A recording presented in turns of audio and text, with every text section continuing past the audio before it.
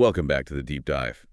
Today, we're taking a really close look at political satire and maybe more importantly, communication strategy. Yeah, and specifically through the lens of someone who's become, well, one of Washington's most, let's say, memorable voices. You can say that again. Yeah. That voice, of course, belongs to Senator John Kennedy from Louisiana. Right. And we looked at a bunch of sources detailing his style, his arguments, and particularly focusing on his book, How to Test Negative for Stupid, and Why Washington Never Will. That title, I mean, it really tells you almost everything you need to know about the tone right off the bat, doesn't it? It really does. Sets the stage perfectly. So our mission here, for you listening, isn't just to, rehash his political points. We want to use this book as more of a case study. Mm-hmm. How does this politician, who's famous for being just incredibly quotable, turn that wit, that very unfiltered language, into a really powerful communication strategy? Then what does that strategy, reveal about the deeper issues, the dysfunction maybe within Washington culture itself? Yeah, exactly. We're trying to get beyond just the punchlines, the zingers, and really distill his core themes. What's he actually arguing? And importantly, how is he arguing it? Analyzing the rhetoric is key here because the author's whole identity feels, well, completely wrapped up in the material. Right. Kennedy really operates as this perpetual outsider, doesn't he? He's the voice of common sense from Louisiana, just looking at all the absurdity in D.C. That outsider persona is crucial, and it explains why the book isn't, your typical political memoir. It's structured very differently. Yeah, it's more like a satirical guidebook, almost tongue-in-cheek. Right. It uses humor, these kind of folksy analogies from his life, his political career, Yep. to deliver what's basically a full-on assault on the culture of the Senate and, the bureaucracy it manages. So if we were to do a quick spoiler-free summary, Mm-hmm. the book's main trick, its mechanism, is that constant use of anecdotes Mm-hmm. and those signature witty one-liners. He uses them to really highlight this huge gap, this unbridgeable gulf between the Washington insiders, the ones speaking in acronyms and jargon. Exactly. And the lived reality of regular Americans. And his targets are pretty consistent throughout. It's bureaucracy, it's special interests. And what he calls out again and again is just entrenched incompetence. Yeah. It feels less like he's arguing against a specific policy and more like he's attacking a whole culture, a culture that seems to reward making things confusing. And ridicule is his main weapon in that fight. Absolutely. So to really understand the critique, Yeah. we probably need to look at the weapon itself first. Makes sense. Let's get into section 1 then. The power of pithy communication, really focusing on his style and that persona he projects. Okay, let's unpack this a bit. The sources we looked at really emphasize how the book's craft, its writing, is so effective because it basically translates his public speaking style directly onto the page. Yeah, it's like you can almost hear him saying it as you read. He writes exactly like he speaks, pithy, unfiltered. It's always rooted in that mix of Southern humor and sharp political critique. And that specific tone, that kind of folksy charm mixed with, well, a certain intellectual sharpness, that's what generates the first layer of reaction, right? Yeah, definitely. On one side, the sources show that readers who are just fed up with political jargon, they find it refreshing. Refreshingly honest, almost a relief. Like it confirms their gut feeling that a lot of political talk is just, performative nonsense. But then you have the other side. We have to acknowledge the critics see this extreme simplicity, this bluntness. As maybe overly partisan or just too simplistic. Right. The critique being that it boils down really complicated issues into just sound bites. Which, might be fair, but that polarizing style feels completely intentional, doesn't it? Oh, absolutely. Simplicity here isn't a bug, it's a feature. It feels like a very conscious, strategic choice in how he communicates, not like he can't be more complex. And you see that choice most clearly in the quotes themselves. Those memorable zingers, they're like the hook for the whole book, intellectually and emotionally. They're not just jokes, are they? They're like condensed arguments. Exactly. They blend the humor and the blunt critique just perfectly. Okay, let's take one that feels like it could apply anywhere, not just in Congress. That piece of blunt advice on authenticity. Oh, yeah. Always be yourself unless you suck. Right. It's just a marvel of efficiency, that quote. It taps into this whole modern obsession with authenticity. Yeah, everyone talks about it. But then it immediately slaps on this common sense condition. Competence actually matters more than just being you if you suck. Yeah, a corporate memo would take, what, 500 words to say the same thing about inauthentic leadership? Easily. Kennedy just cuts right through all the pretense in 8 words. It's so direct, almost unforgivingly so, and that's what makes it stick. And then there's one that's more about his own political self-awareness, Yeah. why he feels he has to speak out against the very system he's part of. Mm-hmm. I have the right to remain silent, but not the ability. That was fascinating. It really reveals this internal tension, doesn't it? He's basically admitting his personal need to critique, to comment, is just stronger than, political caution or loyalty to the institution. Which in Washington, where staying quiet is often seen as smart politics. Right, where silence can equal power or stability. This is a pretty radical thing to admit, and the sources suggest this is actually key to why people see him as authentic. He's saying, I have to do this, not just I want to. Driven by necessity, not just ambition. Makes sense. Yeah. And then, just for a touch of that political absurdity, the one that kind of takes Washington's flaws and puts them on this, like, cosmic scale. Oh, the alien one. Yeah, my favorite. I say this gently. This is why the aliens won't talk to us. It's just brilliant satire. When he frames political gridlock or some bureaucratic mess as this, like universal failure that would just confuse aliens, Right. he instantly elevates the critique. It stops being just about some obscure legislative detail. It becomes a comment on, like, basic human competence or sanity. Exactly. Oh. He uses the absurd to sort of normalize and validate the public's own frustration. Like, see, even aliens would think this is nuts. Okay, so this really leads us into looking deeper at the communication strategies we can pull from this satire. And this is where it gets, I think, really interesting for anyone, not just people following politics. Absolutely. Because the success of this style points to some pretty universal truths about how information lands these days. First off, clarity plus humor seems like the killer combo for breaking through all the noise. Definitely. Especially when you're dealing with really complex jargon-filled systems.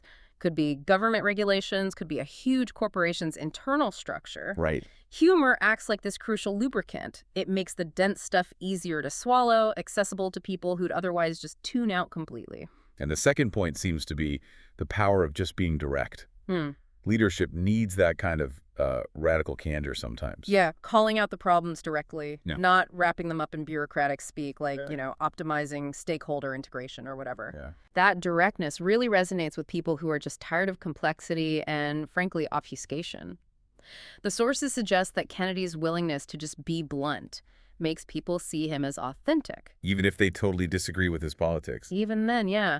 Because in a world where every message feels focus grouped to death and every word is weighed for political safety, Unfiltered speech just stands out. massively. And that's a huge leadership lesson, right? Sometimes being willing to tick people off by being authentic is actually more valuable for building trust than trying to please everyone by being vague or complex. And the final point ties back to the style, that observation, that simplicity often just wins where complexity fails, especially when you're trying to reach the public.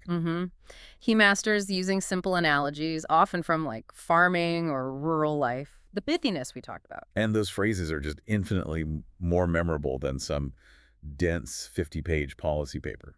Absolutely. Politics aside, that commitment to, let's call it cognitive efficiency, respecting the listener's time and attention span, that's what gives him traction in today's communication landscape. That's a great point. Okay, so that's the perfect transition. We've seen how he uses simplicity to communicate. Now let's look at what he says when he applies that bluntness to Washington's big problems. Right. Moving into section 2. The Washington critique, that clash between what he frames as common sense and this idea of entrenched incompetence. So defining Washington dysfunction is really the core of the book, isn't it? He's trying to answer that fundamental question that just bugs so many Americans. Why does government so often seem to fail, even when it seems obvious what needs to be done in the public interest? And his answer comes right out of the gate, framed as this kind of decline narrative, the idiot argument, you called it. Yeah. He really sets the tone for his whole critique of institutions by saying, I believe that our country was founded by geniuses, but it's being run by idiots. Wow. That frames the whole problem not as like Democrats versus Republicans or different philosophies. No, it frames it as a competence failure, a drop in leadership quality. It simplifies it drastically, doesn't it? Yeah. It's not that we have bad ideas, it's that we have incompetent people executing them. Exactly. And he immediately connects this to needing skepticism, which he sees as basically historical wisdom. Right, making political distrust seem like intelligence, not just cynicism. Yeah, he reinforces that with that other pointed line. If you trust government, you obviously failed history class. So he's positioning skepticism not just as an opinion, but as something you should have if you've paid attention to history, Hmm. given, centuries of governments messing up or overreaching. It's powerful framing, but the dysfunction he talks about isn't just individuals being incompetent. He sees it as deeper, like institutional rot. Okay, and this is where he brings in that really colorful metaphor, the one that gets analyzed a lot, the Yeah. creek and the pigs. Ah, yes. That quote really captures his view on special interests and sort of entrenched self-dealing. He says, I'm not going to bubble wrap it. The water in Washington, D.C. won't clear up until you get the pigs out of the creek. Let's dive into that image for a second. Using a simple animal metaphor like that is incredibly effective, right?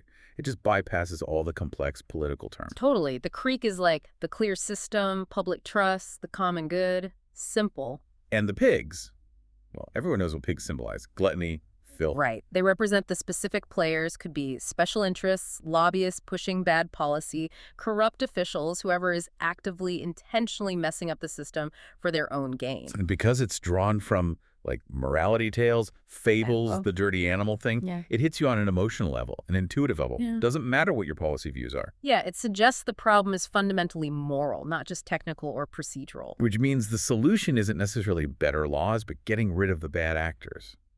The pigs. Radical removal, yeah. And this idea of a fundamental misalignment, moral and structural, ties right into his main intellectual point, he calls the illegal nature of common sense. Okay, explain that.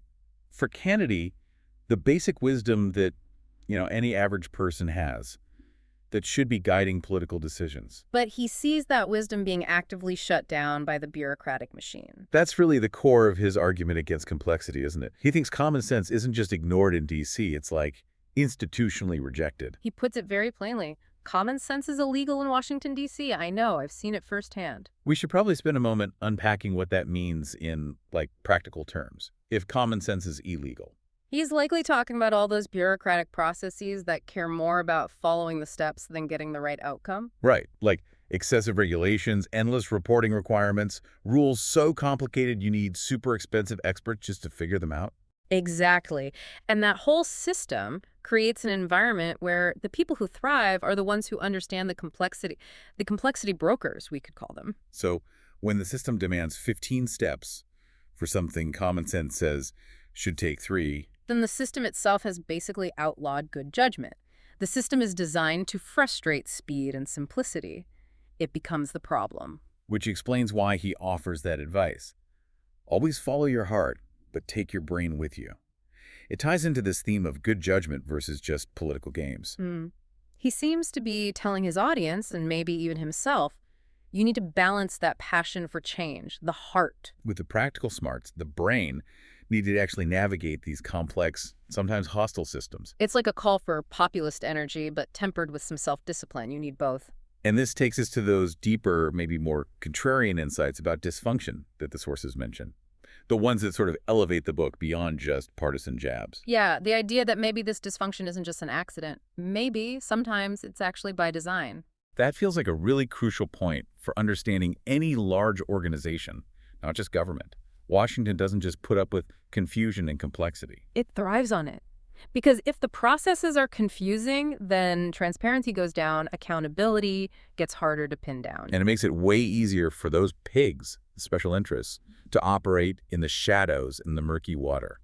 And the people who benefit are those complexity brokers we mentioned.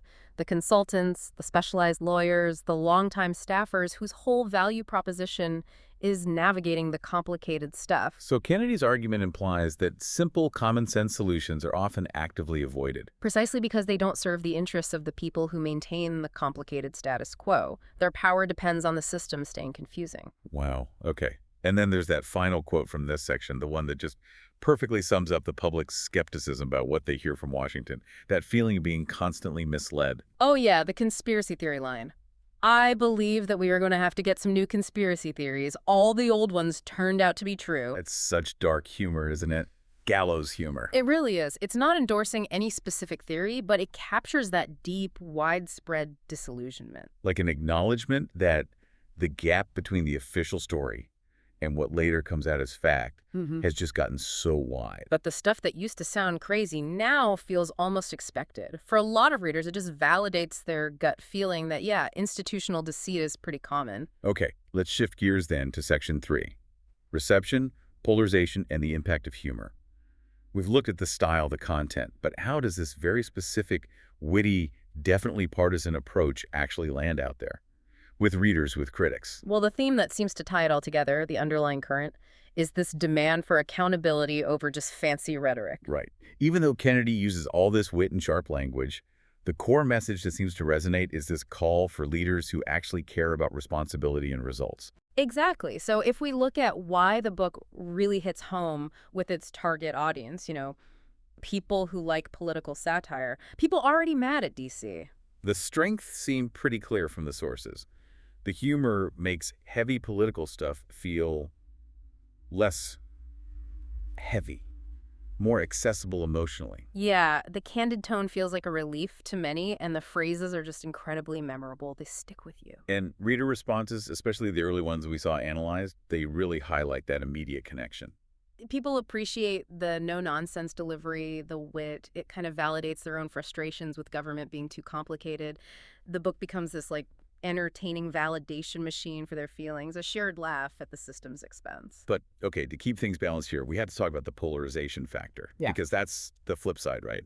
Where the strategy might backfire or hit a wall. Absolutely. The sources point out some significant weaknesses or caveats with this kind of approach. And they seem kind of inherent to the style, don't they? They do. First, it's obviously, by its nature, highly partisan. It's not trying to bridge divides. No. And second, this is a really key observation from the critics. The book is pretty light on, detailed, actionable policy solutions. Right. It focuses almost entirely on character, attitude, diagnosing the systemic problems. Oh. But it doesn't really offer a step-by-step cure. It's mostly diagnosis. And here's where that critical tension comes in, I think. The wit is sharp, sure.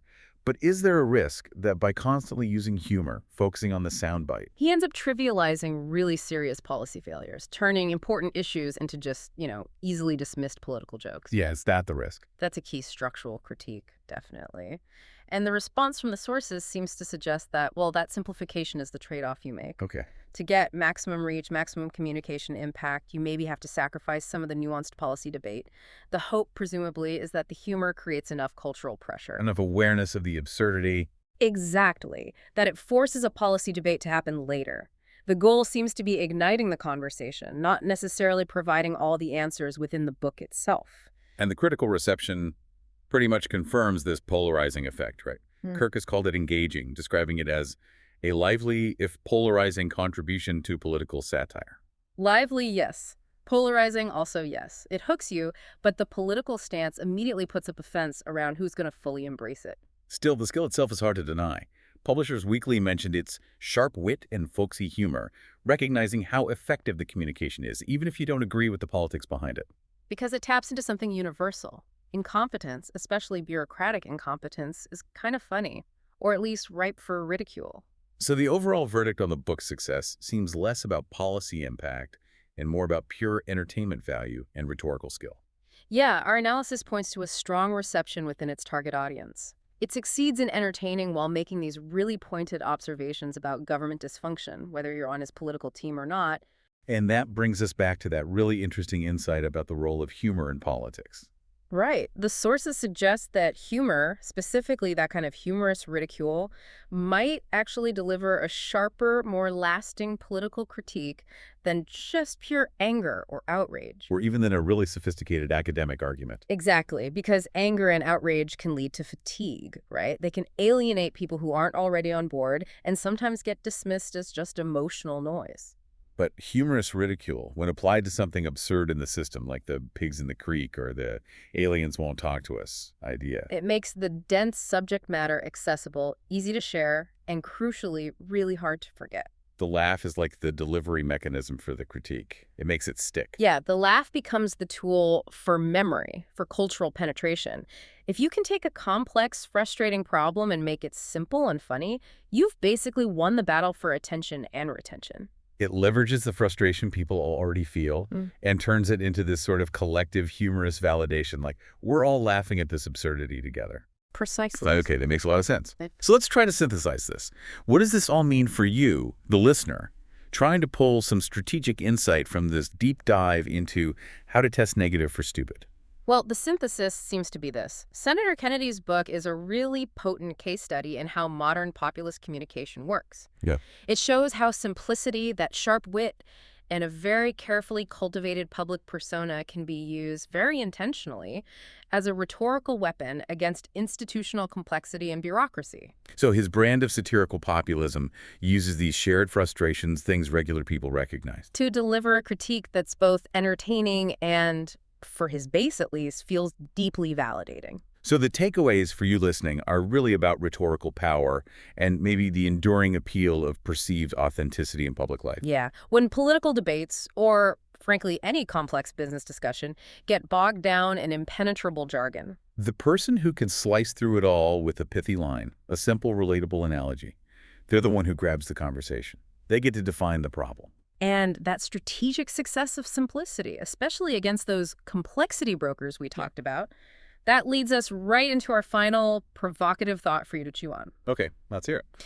We mentioned that insight from the sources suggesting real change might come less from traditional insiders, the ones writing those long policy briefs. And more from cultural pressure building up outside the system. Right. So the question is, if political humor and satire, like Kennedy's, are proving to be maybe the most effective tools for delivering a sharp critique that lots of people actually consume and remember.